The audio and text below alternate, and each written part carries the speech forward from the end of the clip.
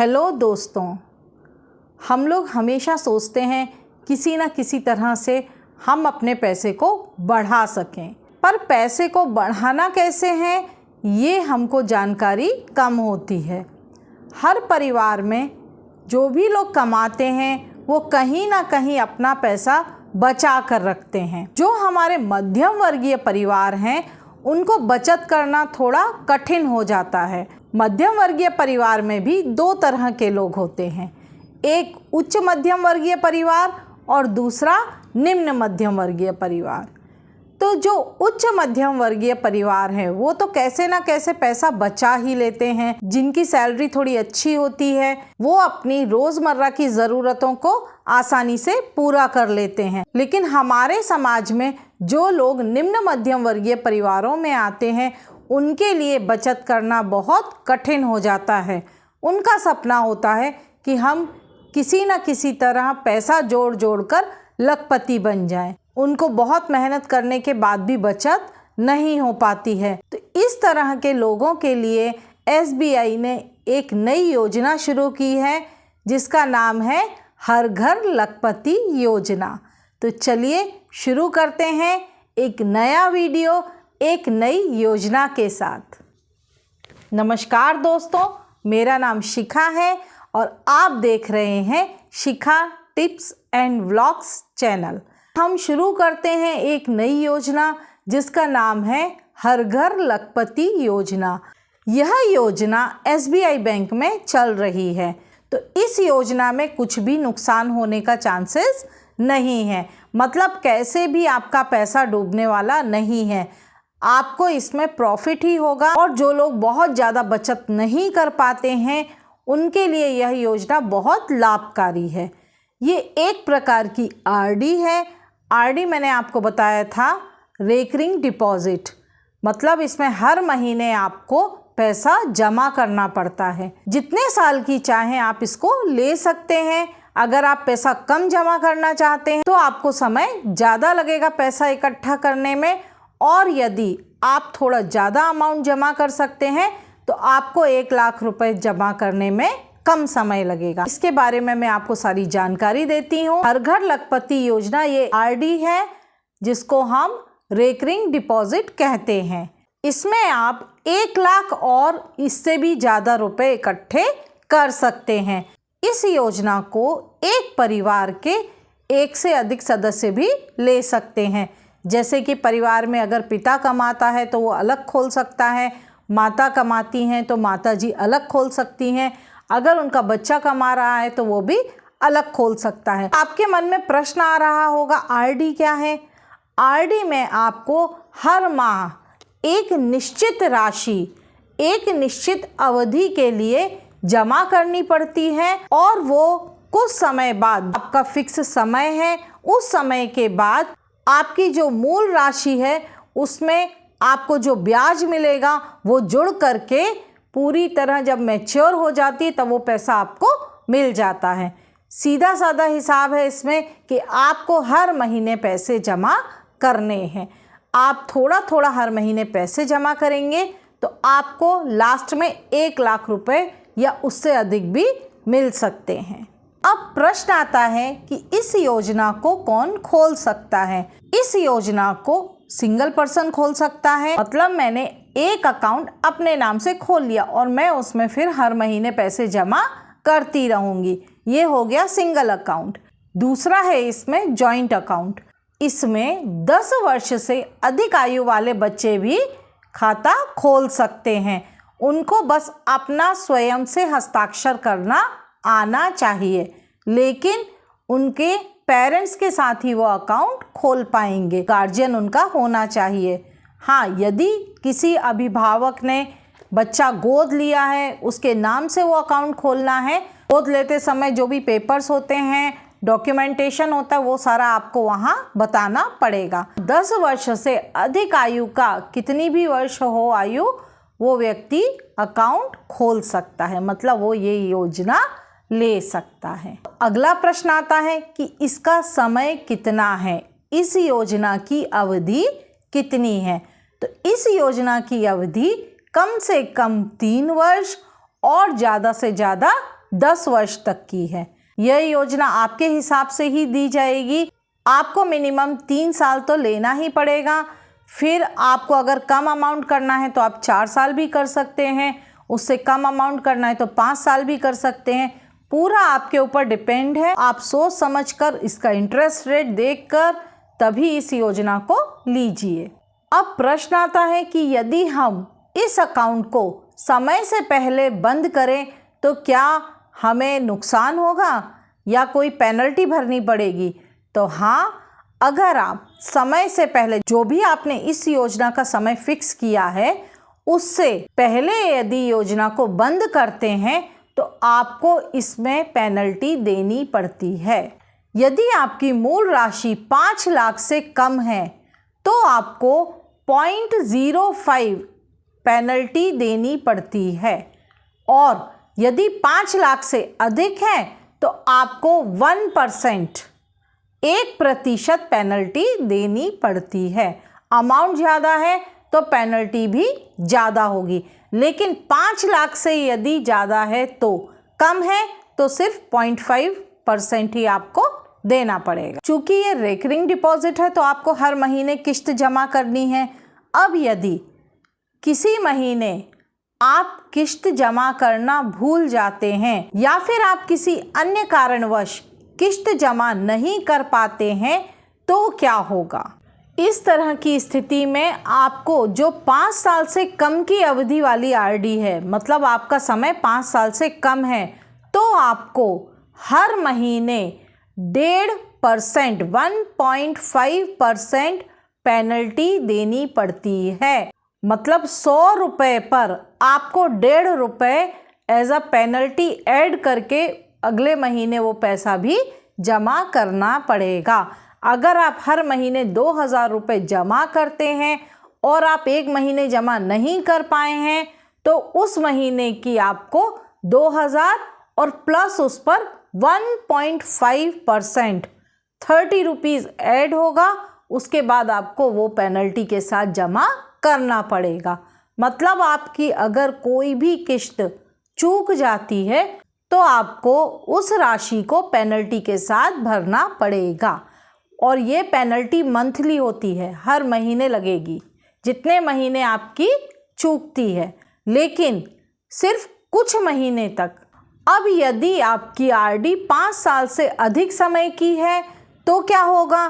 तो आपको पेनल्टी ज़्यादा देनी पड़ेगी। उस पर आपको 2% पेनल्टी देनी पड़ती है। जिस तरह से हमने वहाँ 1.5 दी थी, और 5 साल के बाद अगर कोई किस्त चूक जाती है तो आपको उसमें 2% ऐड करके तब वो किस्त भरनी होगी। जैसे 2000 रुपये आप हर महीने जमा करते हैं, 5 साल से ज़्यादा का टाइम पीरियड है आरडी का, तो आपको उसमें 40 रुपीज़ ऐड करके मतलब 2040 रुपीज़ जमा करने पड़ेंगे। एज अ पेनल्टी 40 रुपीज़ आपका एक्स्ट्रा लगेगा। तो आपको देखना है, ये माइंड में सोच कर चलिए, कोई किस्त चूक जाती है तो आपको उसकी पेनल्टी भी देनी पड़ेगी। अब यदि आपकी जो किस्तें हैं कंटिन्यू आप 6 मंथ्स नहीं दे पाते हैं, बाई चांस आप 6 महीने लगातार नहीं दे पाते हैं, तो बैंक मान लेता है कि आपको इस आरडी को कंटिन्यू नहीं करना है, तो वो आरडी बंद करके जो आपने मूल राशि जमा की थी उसको टाइम के हिसाब से जो सेविंग अकाउंट का इंटरेस्ट होता है शायद उतना ही, उससे ज़्यादा नहीं देता है, और वो आपके अकाउंट में भेज देता है। कौन सा अकाउंट? जो आपका सेविंग अकाउंट है, जो आपका इस योजना से जुड़ा हुआ अकाउंट है, उसमें आपका पैसा वापस आ जाता है। मतलब ऑटोमेटिक आरडी ये आपकी बंद हो जाएगी, और वो बंद जब होगी जब आपकी कंटिन्यू 6 मंथ्स किस्त नहीं आएगी तब। तो अब आप समझ गए होंगे कि आरडी किस किस कंडीशन में बंद हो सकती है, और वैसे अगर कोई चूक जाती है किस्त तो आप पेनल्टी भर करके उसको कंटिन्यू रख सकते हैं। अब प्रश्न है कि ब्याज कितना मिलेगा? वही इंटरेस्ट में इंटरेस्ट, तो भाई सबको इंटरेस्ट में इंटरेस्ट है, ब्याज तो पता करना पड़ेगा कितना मिलेगा। तो इस योजना में जो आपको ब्याज मिलेगा 3 और 4 साल, 3 से 4 साल की अवधि के लिए जो आप आरडी लेते हैं उसके लिए इंटरेस्ट रेट है सामान्य नागरिकों के लिए 6.75% और जो वरिष्ठ नागरिक हैं, जो हमारे सीनियर सिटीजन्स हैं, उनके लिए इंटरेस्ट रेट है 7.25। सीनियर सिटीजन्स को इंटरेस्ट थोड़ा ज़्यादा है। अब आप 4 साल से ज़्यादा समय के लिए आरडी लेते हैं तो ब्याज कितना मिलेगा? तो साधारण नागरिक के लिए ब्याज मिलेगा आपको 6.50%। साधारण मतलब जो 60 ईयर से कम है उनको ब्याज मिलेगा 6.50% और जो हमारे वरिष्ठ नागरिक हैं उनको मिलेगा 7% इंटरेस्ट। तो यहाँ पर वरिष्ठ नागरिकों को फिर से 0.5% इंटरेस्ट ज़्यादा है। इंटरेस्ट इसमें बहुत अच्छा है, आप चाहें तो इस योजना को ले सकते हैं। यदि आप 5 साल से ज़्यादा की योजना लेते हैं तो इसमें थोड़ा सा इंटरेस्ट कम हो जाता है और बेस्ट इंटरेस्ट 3 से 5 साल तक के लिए ही मिलता है। तो यहाँ हम थोड़ा सा कैलकुलेशन देखते हैं कि हम कितना पैसा जमा करें जिससे हमको 1 लाख रुपए मैच्योर होने के बाद मिले, क्योंकि इस योजना का मेन उद्देश्य है कि हर घर लखपति, घर में जो भी ये योजना ले कम से कम वो 1 लाख रुपए इकट्ठे कर सके। 3 साल में, 4 साल में, 5 साल में, 10 साल में कभी ना कभी तो 1 लाख रुपए इकट्ठे हो जाएंगे। आपकी जितनी सामर्थ्य है आप उतने पैसे की आरडी खुलवा सकते हैं। इसमें बहुत फ्लेक्सिबिलिटी है।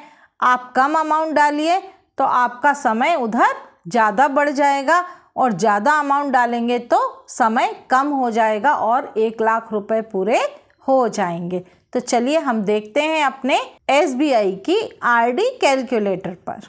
तो यहाँ पर हम SBI आरडी कैलकुलेटर में चेक करते हैं कि हमको कितना मंथली अमाउंट देना पड़ेगा और हमें कितना अमाउंट मिलेगा।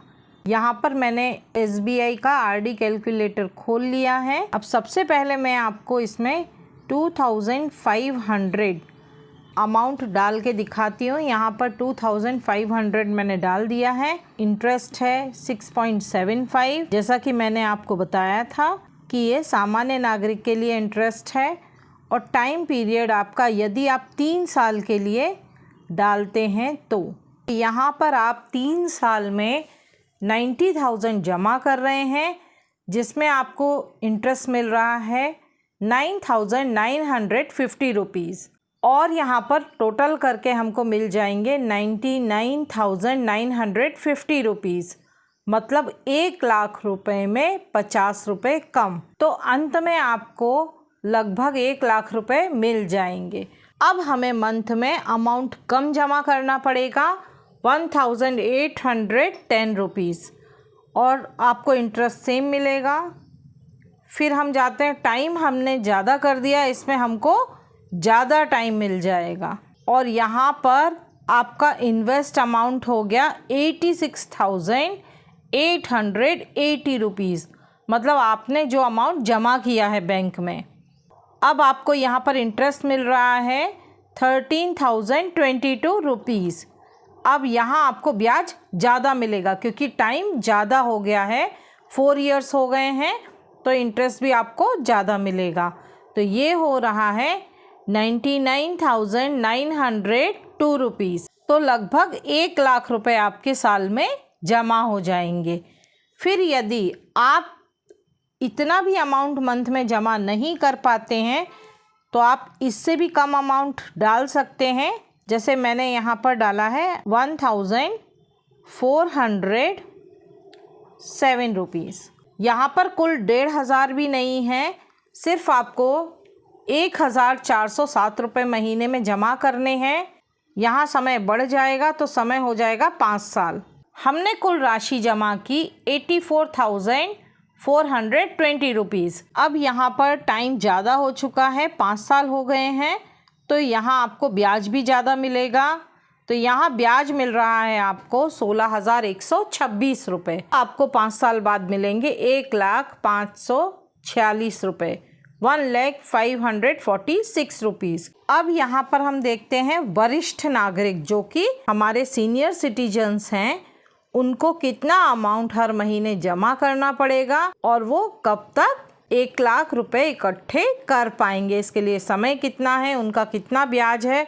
तो यदि आपको 7.25, यहाँ पर बैंक 7.25 दे रही है इंटरेस्ट, वरिष्ठ नागरिक हैं उनको, और हम यहाँ हर महीने 2,480 रुपये जमा करते हैं और 3 साल का पीरियड मैंने डाल दिया है। तो देखते हैं यहाँ पर कि 3 साल यदि हम 2,480 रुपये जमा करेंगे तो यहाँ हमने जमा किया 89,280 रुपीज़। हमको यहाँ पर ब्याज मिलेगा 10,651, 10,651, क्योंकि इंटरेस्ट रेट ज़्यादा है।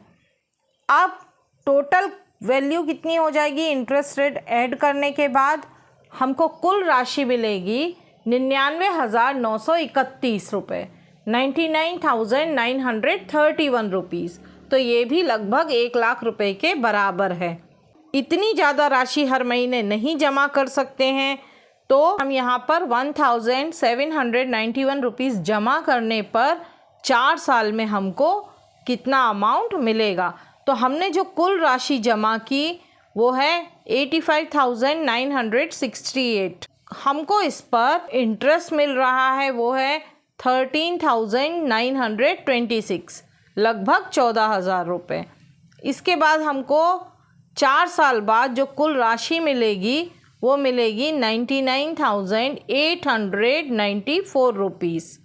ये हमको लगभग 1 लाख के बराबर है, जो कि हमें 4 साल के बाद मिलेगी। यदि हम और ज़्यादा टाइम बढ़ा देते हैं कि 5 साल के लिए हम इसको कर देते हैं, यहाँ पर मैं 1,389 रुपीज़ हर महीने के डाल देती हूँ। यदि वरिष्ठ नागरिक 1,389 रुपये 7.25 इंटरेस्ट रेट के हिसाब से जमा करते हैं तो उनको 5 साल ये राशि जमा करनी पड़ेगी, तब 1 लाख रुपए मिलेंगे। मतलब उन्होंने कुल जमा राशि की 83,340 रुपये, 83,340 रुपीज़। यहाँ पर 1 लाख से भी आपको ज़्यादा राशि मिल रही है। तो वरिष्ठ नागरिकों को 1 लाख रुपए इकट्ठा करने के लिए ये अमाउंट जो भी है मैंने आपको बता दिया है साल के हिसाब से, उनका अमाउंट थोड़ा सा कम रहेगा और जो सामान्य नागरिक हैं उनका अमाउंट थोड़ा सा ज़्यादा रहेगा। अब आपको ये कैलकुलेशन समझ में आ गया होगा। आशा करती हूँ आपको मेरा ये वीडियो ज़रूर पसंद आया होगा। अगर आपको ये मेरा वीडियो पसंद आया हो तो प्लीज़ मेरे वीडियोस को लाइक कीजिए, अपने दोस्तों को शेयर कीजिए जिससे उनको भी इस योजना के बारे में पता चले, और मेरे चैनल को सब्सक्राइब कीजिए और हाँ, बेल आइकन का बटन दबाना मत भूलिए जिससे मेरे नए नए वीडियोस आपको मिलते रहेंगे। धन्यवाद।